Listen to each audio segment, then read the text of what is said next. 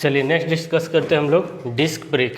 Disc brake क्या होता है आपका। चलिए तो डिस्क ब्रेक क्या होता है कि जैसे भी आप लोग व्हीकल देखे होंगे, टू व्हीलर देखे होंगे, मोस्टली टू व्हीलर में जो आपको दिखेगा कहाँ, आपको जो फ्रंट वाला व्हील होता है, जो फ्रंट व्हील होता है उसके जो आपको सेंटर में दिखेगा एक प्लेट लगा होता है। ठीक है, वो क्या लगा होता है, एक प्लेट लगा होता है। और प्लेट में देखे होगे कि सर्कुलर होल्स होते हैं। ठीक है, क्या होता है वहाँ पे, होल्स होते हैं। और यहाँ पे उसका जो पैड लगा रहता है, एक क्या लगा रहेगा, पैड लगा रहेगा। तो वो क्या होता है कि जैसे भी आप फोर्स लगाओगे लीवर पे, जैसे कहने का मतलब कि आपके पास जो ब्रेक है, ब्रेक ऐसे कंप्रेस्ड किए तो बाय द फ्लूइड कहाँ चला जाता है, ये पैड के ऊपर चला जाएगा। ठीक है, अगर हाइड्रोलिक ब्रेक होगा तो, ठीक है ना, अगर मैनुअल होगा तो वायर के थ्रू उसको जाके क्या करेगा, उसको कंप्रेस्ड करेगा। तो जैसे ही इसको ऐसे किए तो जो पैड होता है, यहाँ पे जो आपका डिस्क पैड होता है, वो क्या करेगा, उसको ऐसे जाके कंप्रेस्ड करेगा। ठीक है, एक रोटेटिंग व्हील होगा, व्हील को क्या करेगा, वो डिस्क होगा, डिस्क को क्या करेगा, वो ऐसे कंप्रेस्ड करेगा, इस तरीके से क्या करेगा, वो कंप्रेस्ड करेगा। तो जैसे ही कंप्रेस करेगा डिस्क को तो क्या होगा, वो धीरे धीरे स्टॉप होगा। लेकिन इस केस में क्या होगा, बाय द फ्रिक्शन होगा।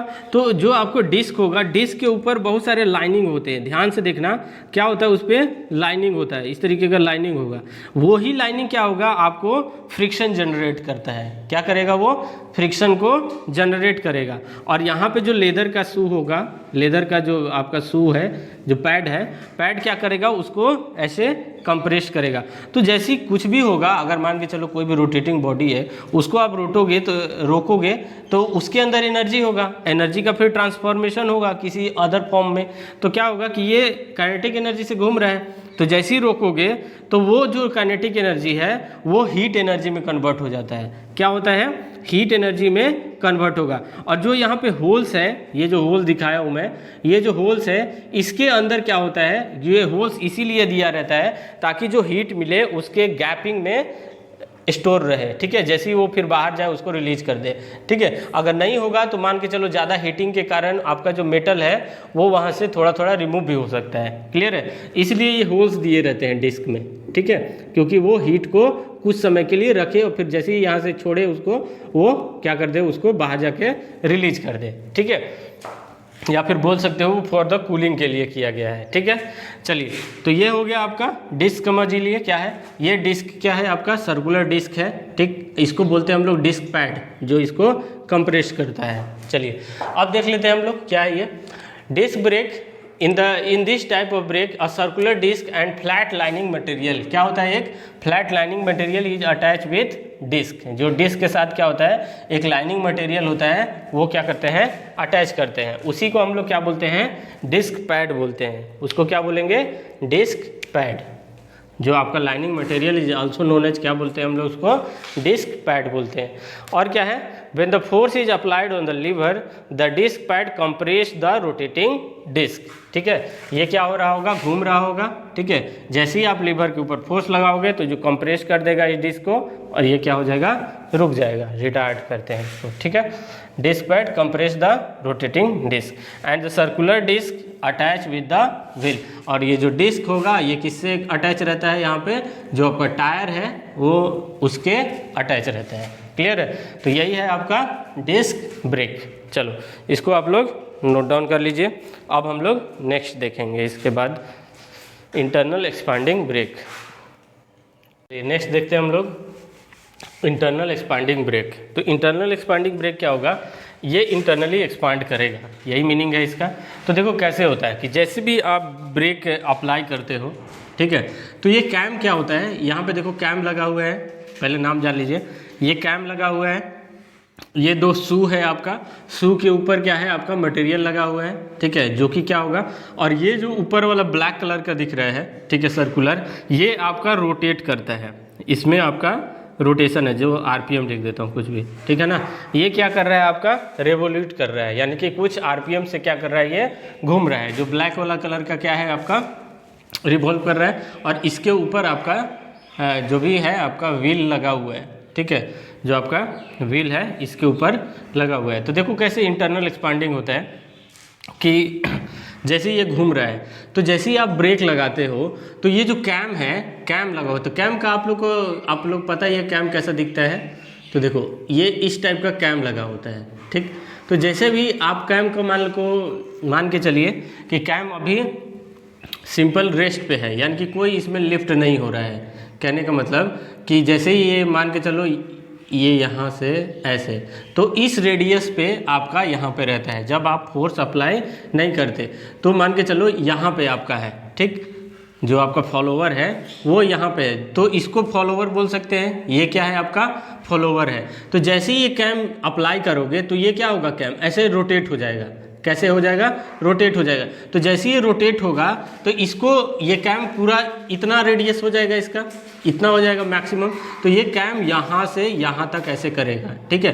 तो ये क्या कर देगा, इसको ऐसे कर देगा, यहाँ से इसको ऐसे चौड़ा कर देगा, मतलब कि इधर फैला देगा, एक्सपांड करा देगा। तो जैसे ही ये एक्सपांड होगा दोनों, और इस पॉइंट से O1 O2 से क्या है, ये फिक्स्ड है। O1 O2 पे क्या है, ये फिक्स्ड है। तो जैसे ही ये यहाँ से कैम घूमेगा तो ये इस साइड से क्या होगा, रोटेट हो जाएगा।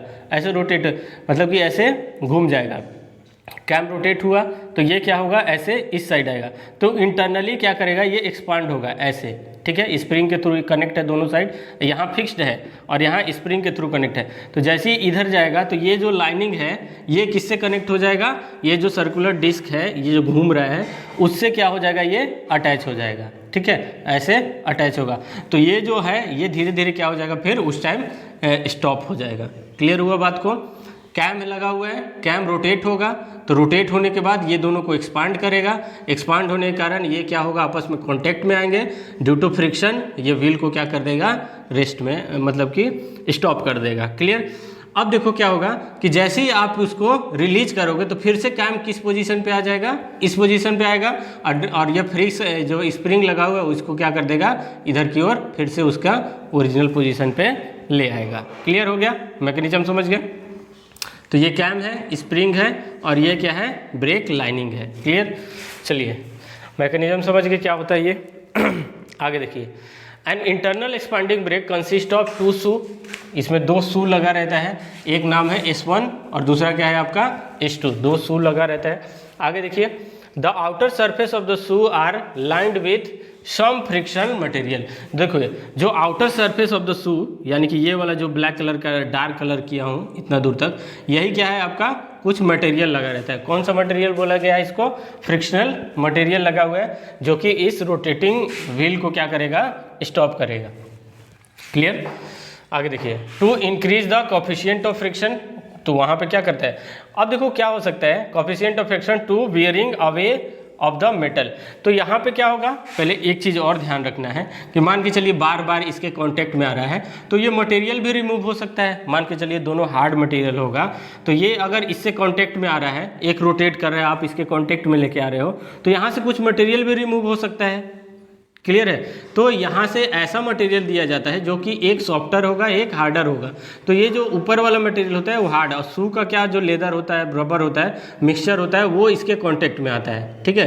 तो कुछ समय ये भी यहाँ पे क्या होता है, मटेरियल रिमूव होता है, लेकिन कुछ समय के बाद आपको इसको चेंज भी करना पड़ता है। ठीक है ना, ब्रेक खराब हो जाता है, उसी केस में धीरे धीरे लूज हो जाएगा तो ये ब्रेक मटेरियल खराब हो जाता है। क्लियर, घिस जाता है। ठीक है। तो और एक और चीज़ यहाँ पे लिखा हुआ है, जैसे भी एक फ्रिक्शनल मटेरियल यूज करें to increase the coefficient of friction to prevent wearing away of the metal, जो उसका मेटल है ज़्यादा रिमूव ना हो। क्लियर। आगे देखिए, each shoe is pivoted at one end of the fixed fulcrum. ठीक है ना, और किस किस पॉइंट पे, O1 एंड O2 पे। तो जो इसका शू है वो एक पॉइंट पे क्या होता है, फिक्स होता है, और जो कि किस पॉइंट पे फिक्स है, O1 एंड O2 पे क्या होता है, फिक्स होता है। And made contact a cam, यहाँ पे क्या लिखा है, made contact a cam at the other and.